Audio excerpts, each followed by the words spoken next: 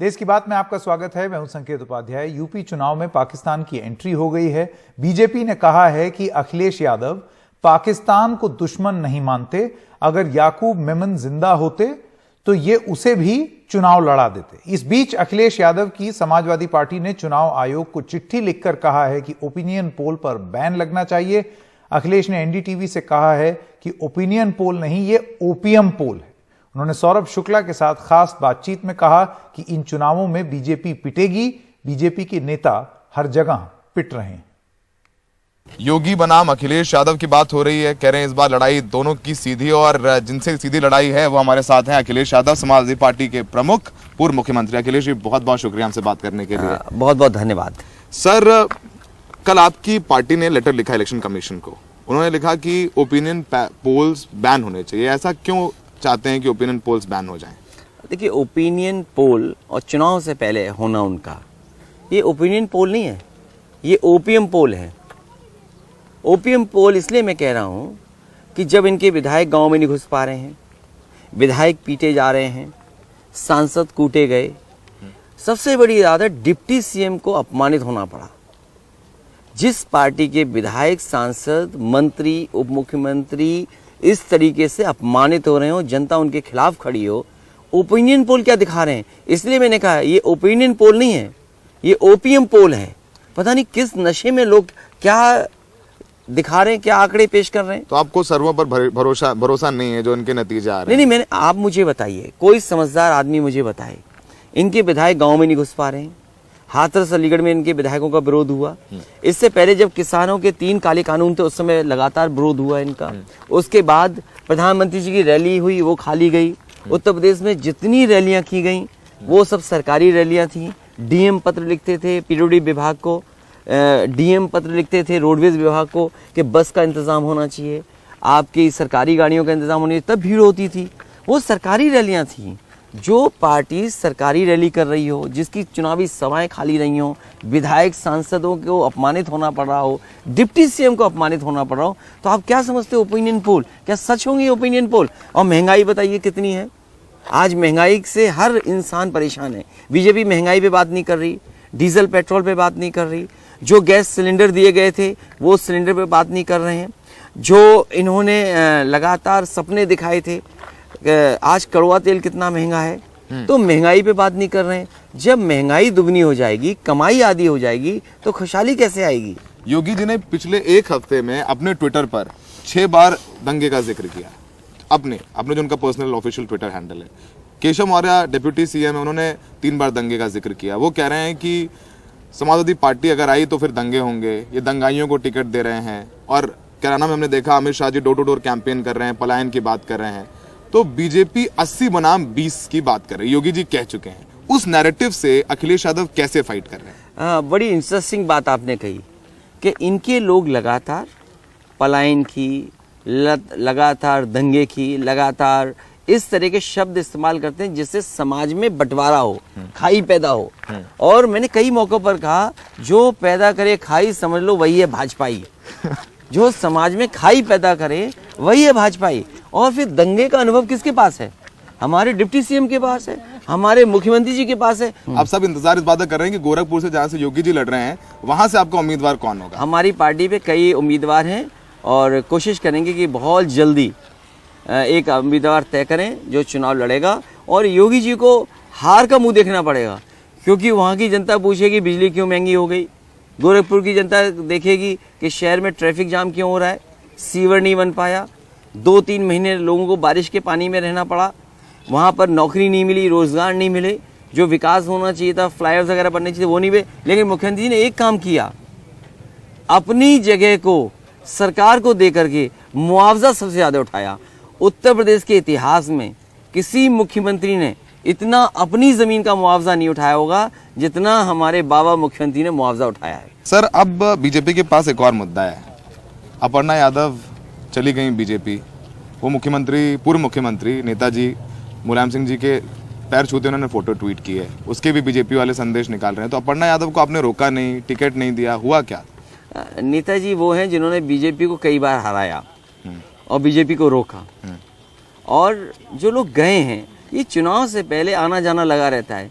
समाजवादी लोग किसी के घर में झगड़ा नहीं कराते हैं। अगर हम चाहें तो हम भी किसी के घर वाले को ले सकते हैं, लेकिन कई बार हम लोगों ने रोका है किसी के घर वाले से झगड़ा नहीं कराएंगे। लेकिन घर में झगड़ा कराने का काम, समाज में झगड़ा कराने का काम, समाज में खाई पैदा करने का काम कोई करता है तो भारतीय जनता पार्टी। समाजवादी पार्टी और आरएलडी के बीच सब कुछ क्या ठीक है? कुछ सीटों पे हमने देखा, नहीं, चाहे वो वो जो भी बिजनौर कुछ होगा हम में, निकाल लेंगे मार्ट रास्ता। में 2-2 कैंडिडेट्स हो गए, वहां अगर पर लोग देखिए, थोड़ा इनफाइटिंग की बात मैंने कर आपसे रहे हैं। कहा कि समाजवादी पार्टी को अगर त्याग करना पड़ा है तो त्याग किया है और समय समय पे त्याग किया है। और Are you comfortable with Jayant Chaudhary? आप जयंत चौधरी के साथ मैं बिल्कुल बिल्कुल कंफर्टेबल हैं कंफर्टेबल आरएलडी हूँ के साथ? ये अगर पॉलिटिकल सीट के लिए, क्योंकि उनका भी दावेदारी है, हमारी भी दावेदारी है, हमें कुछ वोट मिला है पिछले चुनाव में, उनके प्रत्याशी कहते हैं हम मजबूत हैं, तो अगर हम मजबूत प्रत्याशी के लिए लड़ रहे हैं तो क्या खराब लड़ रहे हैं? हम दोनों तय तो ये करेंगे कि मजबूत प्रत्याशी लड़ाएंगे। जिस मजबूत प्रत्याशी को आपने लड़ा दिया, उनका नहीं लड़ा तो वो नुकसान नहीं, करेगा ऐसा नहीं होता, ऐसा नहीं होगा, ऐसा नहीं होगा, नहीं होगा ऐसा। बिल्कुल सब ठीक है, सब अच्छा है। आप वेस्टर्न यूपी कब जाएंगे डोर टू डोर कैंपेन मैं करने? बहुत जल्दी डोर टू डोर कैंपेन करूंगा और जहां अनुमति मिलेगी वहां साइकिल भी चलाएंगे। और वक्त है एक छोटे से ब्रेक का। जब हम वापस आएंगे तो माहौल बदला है, समीकरण बदले हैं या नहीं, इस बार पटियाला के दिल में क्या है, बताएंगे आपको ब्रेक के बाद।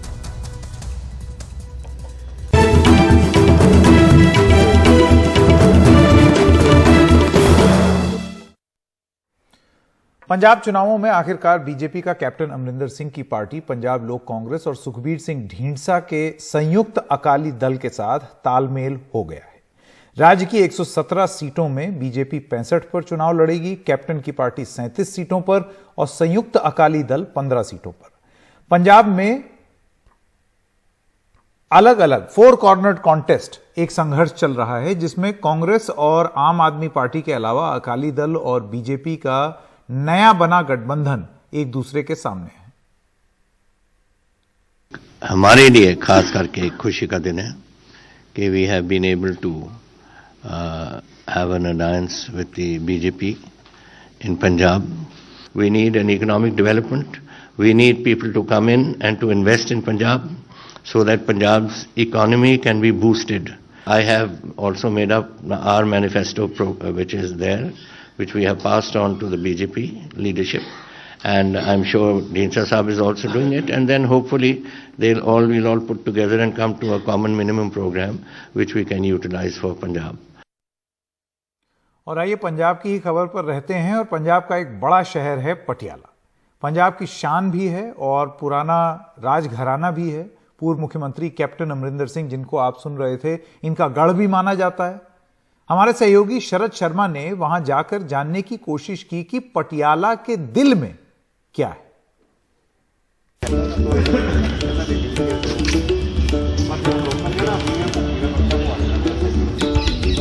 पटियाला का ये किला मुबारक पटियाला राजघराने की कहानी बताता है। पटियाला पुराना और बड़ा राजघराना है, जिसके उत्तराधिकारी हैं कैप्टन अमरिंदर सिंह, और वो महाराजा पटियाला के नाम से भी जाने जाते हैं। पटियाला का अदालत बाजार हो या किला बाजार, किसी का भी मन मोहने के लिए काफी हैं। हमने पटियाला के लोगों से जानने की कोशिश की कि इस बार उनके दिल में क्या है। पटियाला ने बताया कि वो कैप्टन से मायूस हैं। ਕਿਹੜੀ ਪਾਰਟੀ ਦਾ ਮਾਹੌਲ ਹੈ? ਆਮ ਆਦਮੀ ਪਾਰਟੀ ਦਾ ਜੀ। ਆਮ ਆਦਮੀ ਪਾਰਟੀ ਕਿਉਂ ਚਾਹੁੰਦੇ ਆ ਆਮ ਆਦਮੀ ਪਾਰਟੀ ਨੂੰ? ਬਦਲਾਅ ਚਾਹੀਦਾ ਜੀ। 70 ਸਾਲ ਤੋਂ 2 ਪਾਰਟੀਆਂ ਹੀ ਪੰਜਾਬ ਵਿੱਚ ਕੰਮ ਕਰ ਰਹੀਆਂ, ਹੁਣ ਬਦਲਾਅ ਦੀ ਲੋੜ ਹੈ। ਬਟ ਤੁਸੀਂ ਪਟਿਆਲਾ ਵਿੱਚ ਰਹਿੰਦੇ ਹੋ यहाँ? ਹਾਂਜੀ ਪਟਿਆਲਾ ਵਿੱਚ। कैप्टन साहब ਦਾ कुछ नहीं है यहाँ? कैप्टन साहब यहाँ के राजा हैं, महाराजा हैं यहाँ के, और मुख्यमंत्री रहे। कैप्टन साहब का नहीं है? ਉਹਨਾਂ ਨੇ ਪਟਿਆਲੇ ਵਿੱਚ ਕੋਈ ਕੰਮ ਨਹੀਂ ਕੀਤਾ ਜੀ ਹੁਣ ਤੱਕ। ਲੋਕਾਂ ਦੇ ਦਿਲ ਝਾੜੂ ਹੈ ਜੀ। झाड़ू? ਹਾਂਜੀ क्यों? झाड़ू ने बहुत कम किया है, दिल्ली 'ਚ काम किया है साढ़े। अभी तो आई नहीं सरकार में, काम कैसे कर? दिल्ली में किया है। अच्छा, दिल्ली में। दिल्ली की बात कर रहा हूँ मैं। अच्छा हाँ, दिल्ली मॉडल यहाँ भी बनेगा। अच्छा, बड़ी उम्मीद दिख रही है आपकी आंखों में भी, बातों में भी। बिल्कुल उम्मीद सर। ठीक है जी, ठीक। पटियाला सीट जीतेंगे कम से कम 20,000 वोट से जीतेंगे। तो यहाँ पे पटियाला है, यहाँ पर कैप्टन साहब के बारे में लोग बता रहे हैं। कैप्टन साहब है महल में अपने बैठे हैं वहाँ पर। अच्छा। वो तो पटियाला आते नहीं। अच्छा। 2002 से लेकर 2022 तक पटियाला से कैप्टन अमरिंदर सिंह या उनकी पत्नी परनीत कौर ही विधायक रहे हैं। इस बार कैप्टन अमरिंदर सिंह ने अपनी नई पार्टी बनाई है, पंजाब लोक कांग्रेस। आम आदमी पार्टी ने अजीत पाल सिंह कोहली को उम्मीदवार बनाया है, जबकि शिरोमणि अकाली दल से हरपाल जुनेजा मैदान में हैं। जबकि राज्य की मौजूदा सत्ताधारी कांग्रेस ने अभी यहां पर उम्मीदवार घोषित नहीं किया है। 2017 में कैप्टन अमरिंदर सिंह ने पटियाला सीट 52,000 के भारी भरकम अंतर से जीती थी और मुख्यमंत्री बने थे, लेकिन इस बार समीकरण और पार्टी दोनों ही बदले हुए हैं। 25 दिनों के अंदर मैं 2 बार पटियाला आया हूं और लोगों से बात करने के बाद जो मैं कह सकता हूं वो यही है कि पटियाला जो कैप्टन अमरिंदर सिंह का गढ़ माना जाता था, वहां पर भी अब हल्ला आम आदमी पार्टी का है। पटियाला से अपने कैमरा सहयोगी अश्विनी मेहरा के साथ मैं शरद शर्मा, एनडीटीवी इंडिया। और देश की बात में वक्त है एक छोटे से ब्रेक का। जब वापस आएंगे तो आपको बताएंगे कि ऑनलाइन खेलों की लत से बच्चों को बचाने के लिए क्या कर रही है मध्य प्रदेश की सरकार।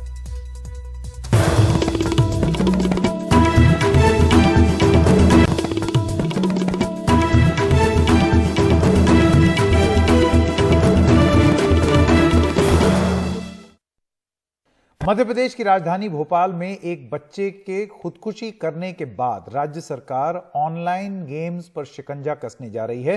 तेलंगाना, आंध्र प्रदेश, तमिलनाडु और कर्नाटक की तर्ज पर नया कानून बनाने के लिए ड्राफ्ट बन रहा है, जिसमें ऑनलाइन गेम चलाने वाली कंपनियों की जांच के दायरे में उनको लाकर सजा का भी प्रावधान किया जाएगा।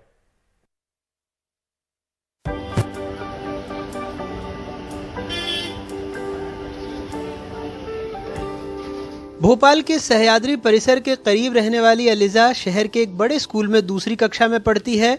पढ़ने में होशियार है, लेकिन ऑनलाइन गेम भी पसंद है। हालांकि अलीजा को स्कूल जाना ही अच्छा लगता है, लेकिन कोरोना ने सब बंद कर रखा है। दोस्तों से मिल नहीं पाती, ऐसे में ऑनलाइन गेम से मन बहला लेती हैं।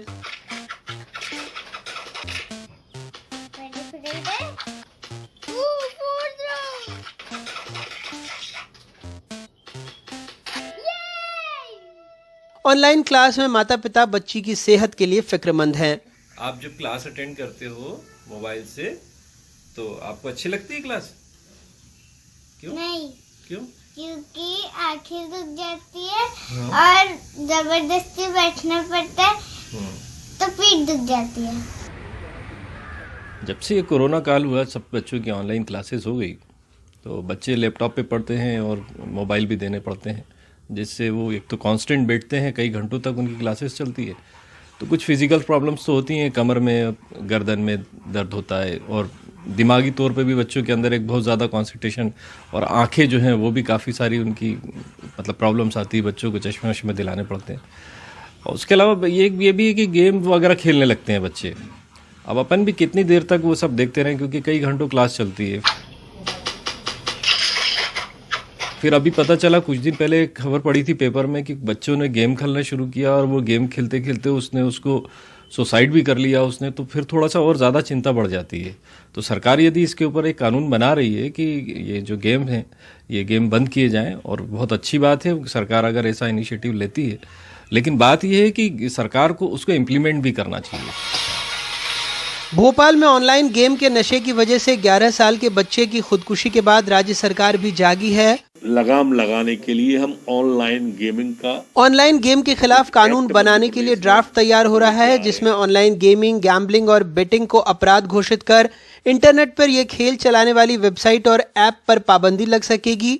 इसके साथ ही बच्चों को नुकसान पहुंचाने वाले ऑनलाइन गेम चलाने पर जेल की सजा और जुर्माने का भी प्रावधान होगा। बहुत गंभीर विषय है वो, जो हमारे फायर गेम है, जो दुखद घटनाएं हो रही हैं, इन पर लगाम लगाने के लिए हम ऑनलाइन गेमिंग का एक एक्ट मध्य प्रदेश में लेके आ रहे हैं, जिसका ड्राफ्ट तैयार हो गया है लगभग, और हम बहुत जल्दी ही इसको मूर्त रूप देंगे। वैसे इस एक्ट का अभी तक पहला ड्राफ्ट ही तैयार हुआ है, जबकि जमीनी हकीकत यह है कि ऑनलाइन गेम इंटरनेट पर धड़ल्ले से चल रहे हैं, जिनको देखकर नादान बच्चे खुदकुशी जैसे कदम उठा रहे हैं या फिर जानलेवा खतरनाक स्टंट करने पर आमादा हैं। इन पर काबू करने के लिए अब सरकारी दखल जरूरी हो गया है। अमेरिका से ज़्यादा ऑनलाइन गेम के खिलाड़ी भारत में हो गए हैं, लेकिन दुर्भाग्य से इसे नियंत्रित या इसे रोकने के लिए जो कानून है वो आज से लगभग 150 साल पहले यानी 1800 1967 में बना था। इस खेल को खेलने वाले खिलाड़ी और खेल दोनों तो रफ्तार से भाग रहे हैं, लेकिन इसे रोकने या नियंत्रित करने के लिए जो कानून का ड्राफ्ट बन रहा है वो फिलहाल रेंग ही रहा है। भोपाल से कैमरा पर्सन रिजवान खान के साथ अनुराग द्वारी, NDTV India.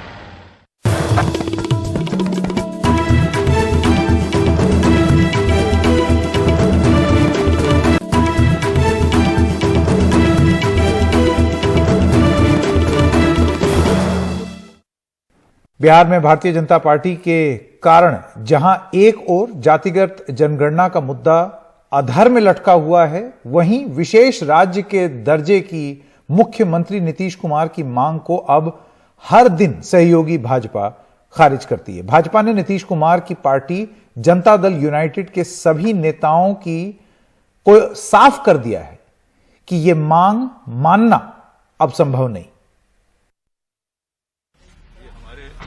Janata Dal United के राष्ट्रीय अध्यक्ष राजीव रंजन उर्फ ललन सिंह आजकल हर कार्यक्रम में विशेष राज्य के दर्जे का राग अलापना नहीं भूलते।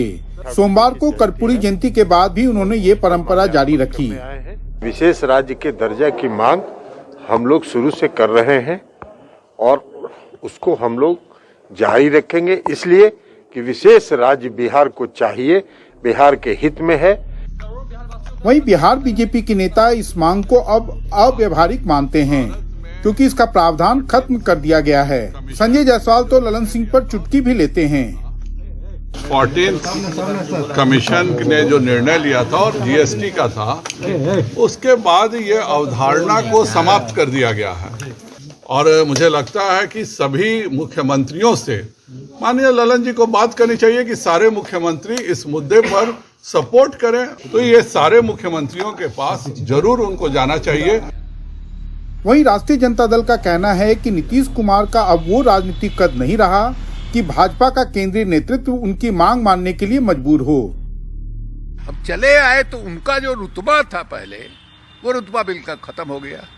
उनका एक राजनीतिक रुतबा भी था, एक नैतिक रुतबा भी था, वो धराशायी हो गया। तो अब जो ये बात बोल रहे हैं उसका नतीजा दिखाई दे रहा है कि बिहार के छोट भैया नेता लोग भी उपहास उड़ा रहे हैं विशेष राज्य के दर्जा का। 2017 जुलाई में जब नीतीश कुमार ने बीजेपी के साथ अपने राजनीतिक गठबंधन को एक बार फिर से कायम किया था, तो उस समय डबल इंजन के सरकार होने के कारण यह उम्मीद जगी थी कि शायद नीतीश कुमार की इस मांग को देर सवेर केंद्र में नरेंद्र मोदी की सरकार मान ले। लेकिन अब जब जनता दल यूनाइटेड ने इस मांग को फिर से दोहराना शुरू किया है और उस पर जो बीजेपी की प्रतिक्रिया है उससे साफ है कि केंद्र में जब तक अब नरेंद्र मोदी की सरकार रहेगी, नीतीश कुमार की यह मांग कम से कम पूरी होने वाली नहीं। कैमरामैन हबीब अली के साथ मनीष कुमार, NDTV इंडिया के लिए